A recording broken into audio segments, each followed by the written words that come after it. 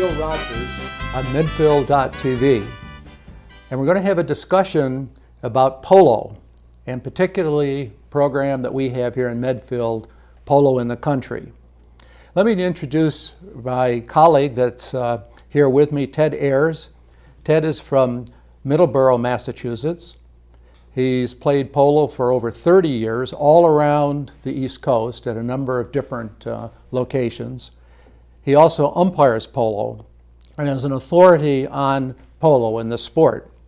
He's also a member of the Norfolk Hunt Club. And I live in Medfield. I've been here for 25 years, right across from the steeplechase course where the event took place. I'm a horseback rider and a competitor for the last 20 years. Ted and I are MCs at Polo in the Country. I do the general announcing, and Ted does all the play-by-play descriptions of polo.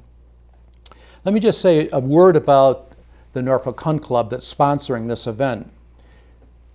It's one of the oldest continuously running fox hunts in the United States.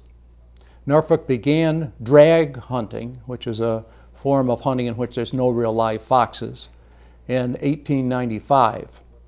We have about 165 members from all the surrounding communities. And one of the important purposes of the club, in addition to promoting the sport of fox hunting and other equestrian activities, is preservation and protecting open space. You're all welcome to come to some of these events. They happen every Tuesday and Saturday in the fall. And a very good one to go to is the Thanksgiving Day hunt. Just a word about open space, because this is a very important part of what the club is trying to do.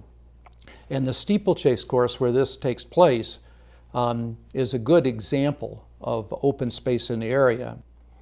The steeplechase field where this event is being held today is about 58 acres.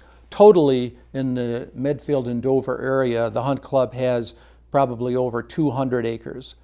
The actual field that we're playing the polo game on is only about 8 acres, the upper field of the steeplechase course. And this is a relatively small field for polo, which is typically almost 3 times as large.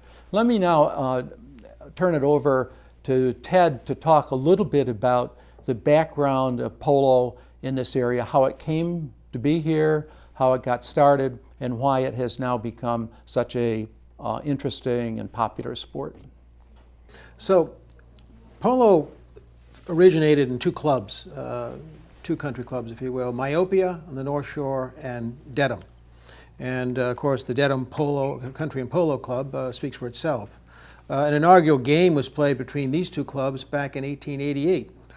So it's been around for a long while. The Norfolk Hunt Club, interestingly enough, was started by members of the Dedham Polo Club who wanted some way to exercise their polo ponies in the off-season. Mm-hmm. So they began to scramble over walls and this sort of thing, and that's how the Hunt Club, which still continues today, got its start.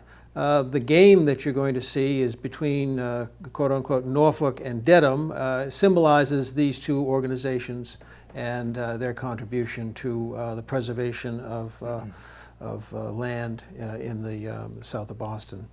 Polo itself has been around for a long time. It was brought to England from India back in the 1870s, and then almost immediately by a fellow named James Gordon Bennett, he brought it to the U.S. The first games were played in New York City in the winter of 1876, and then immediately that summer to Newport, Rhode Island.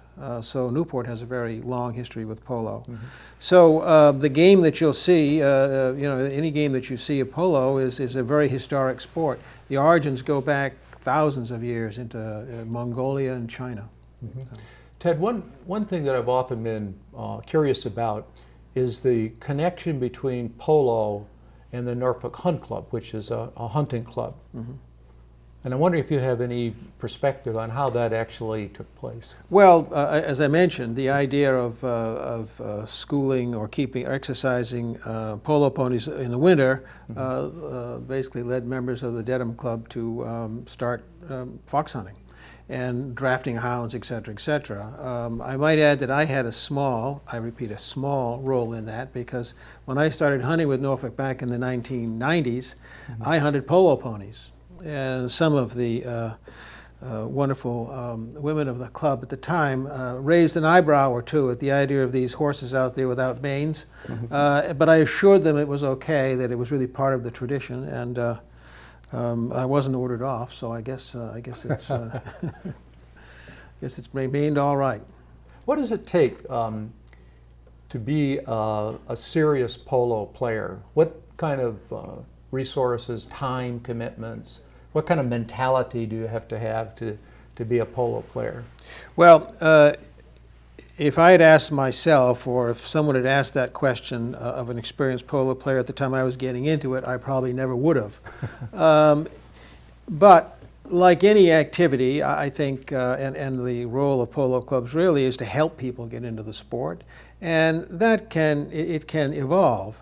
If you're going to play a complete 6-period game of polo, you need a minimum of, let's say, 4 horses. Which is to say you need 4 saddles, at least 4 bridles, and various, white breeches and this sort of thing. More than that, you need a lot of time in the saddle to get to understand the game itself. Polo is a very, very fast game. It's been described as hockey on horseback, and I think that's probably an accurate way to describe it. It is said, and I certainly would agree with this, that when you're committing a play, when you're doing something in polo, unless you know what you're going to do next at the same time, you'll be out of the play. It's that fast. Again, it's played at a gallop. It's a sport that's played at a gallop.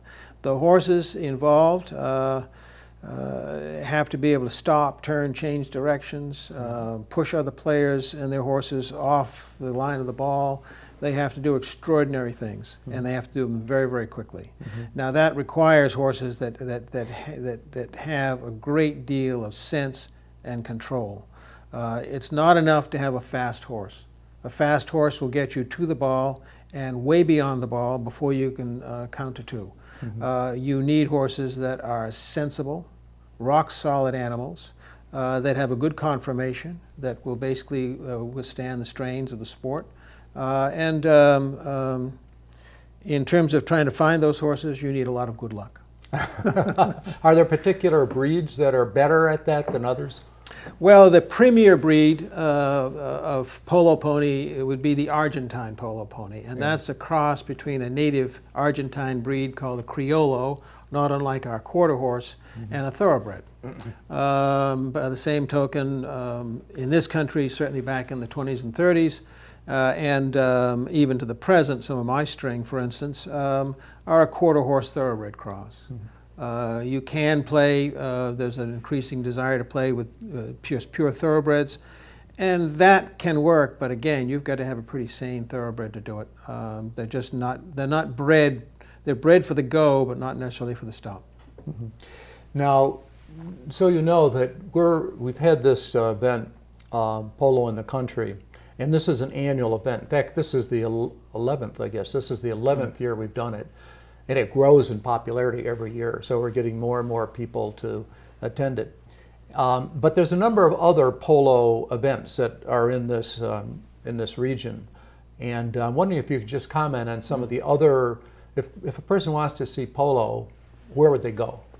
Well, there are 2 very good locations for polo in Massachusetts and in southern New England.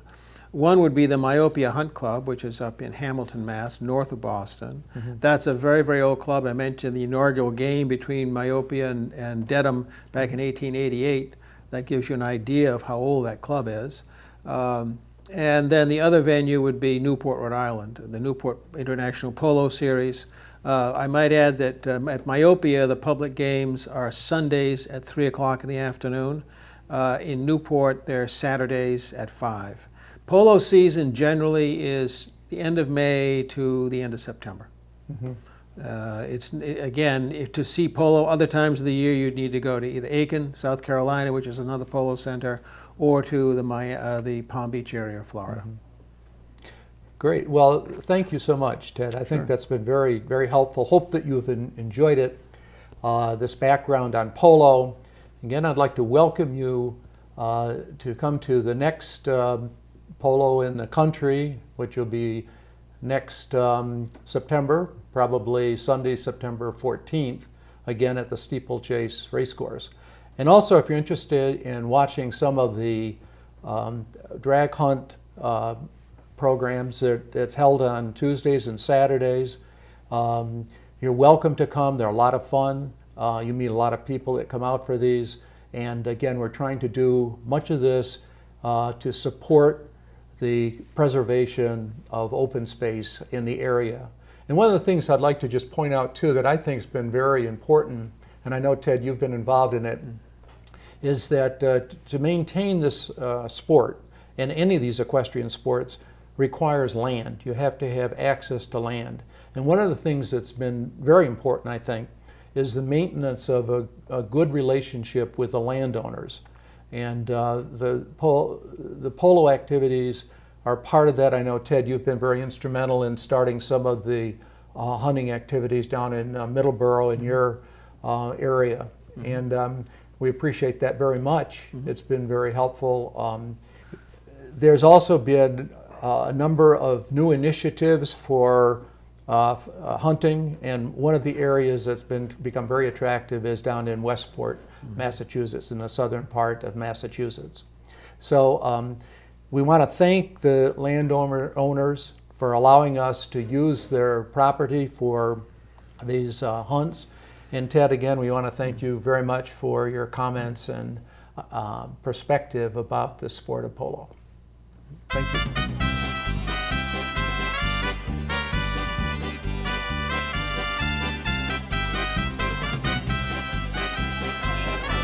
Okay, the players on the side of the field, I'd like to introduce the players to you. A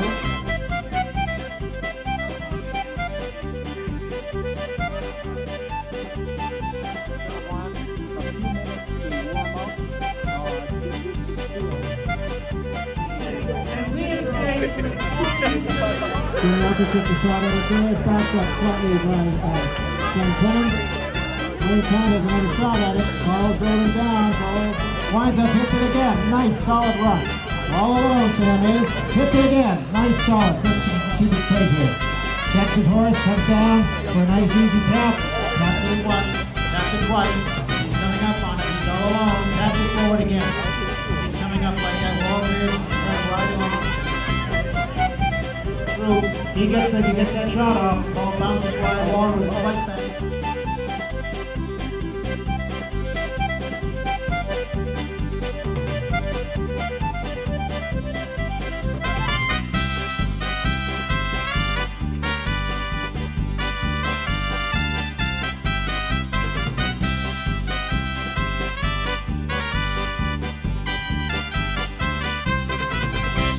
Hi, I'm Larry Kramer. And I'm Andy Spencer. We're from Rue 109, and you're watching Medfield.tv. Access to our community.